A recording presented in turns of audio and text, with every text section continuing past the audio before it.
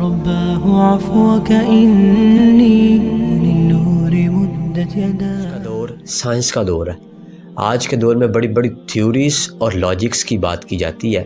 اب country to country travel تو normal ہو چکا ہے۔ کچھ دنوں میں دوسرے ممالک میں جا کر زندگی بسر کرنے کی تلاش کی جا رہی ہے۔ اس کے لیے پلاننگز کی جاتی ہیں۔ اب اگر کوئی کہے کہ صاحب آپ تو یہ کہتے ہیں کہ اللہ تعالیٰ نے اپنے محبوب کو ہر دور کے مطابق معجزہ دیا ہے، تو یقیناً ایسا ہی ہے، کیونکہ آج کے اس ٹیکنالوجیکل دور میں ہونے والی کوئی بھی انوینشن میرے اور آپ کے آقا نبی پاک صلی اللہ تعالیٰ علیہ وسلم کی سفر معراج کا مقابلہ نہیں کر سکتی، معجزہ معراج کا مقابلہ نہیں کر سکتی۔ اس فاسٹ ورڈ کی کوئی بھی لاجک، تھیوریز، انوینشن اس معجزے کو سولو نہیں کر پائی اور نہ ہی سولو کر سکتی ہے۔ یہ سفر مکہ کے شہر سے شروع ہوا۔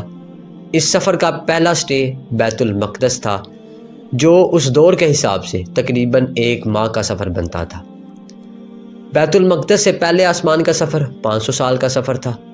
اب ایک گھوڑا اگر تیز رفتار سے دوڑتا رہے تو 500 سال تک وہ پہلے آسمان پر پہنچے گا، پھر دوسرے آسمان سے بھی یہی ڈسٹینس ہے، پھر دوسرے سے تیسرے آسمان کا بھی یہی فاصلہ ہے، اور 7ویں آسمان تک تقریباً 3500 ایئر کا سفر بنتا ہے، پھر سدرۃ المنتہا، پھر لامکاں کا سفر۔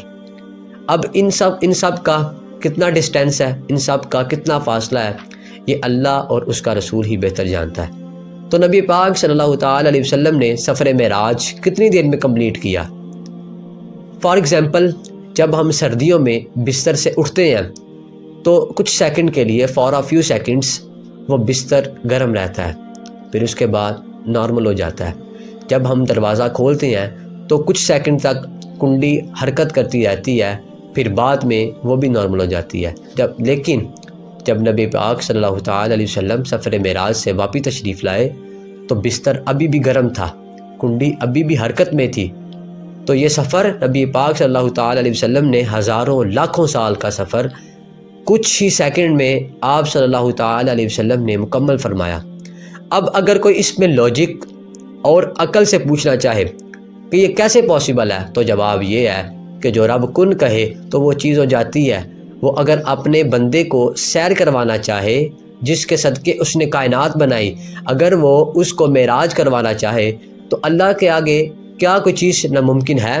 وہ تو ہر چیز پر قادر ہے، اور ویسے یہ عقل میں آنے والی بات ہی نہیں، کیونکہ انسان کبھی بھی معجزے کو انڈرسٹینڈ نہیں کر سکتا۔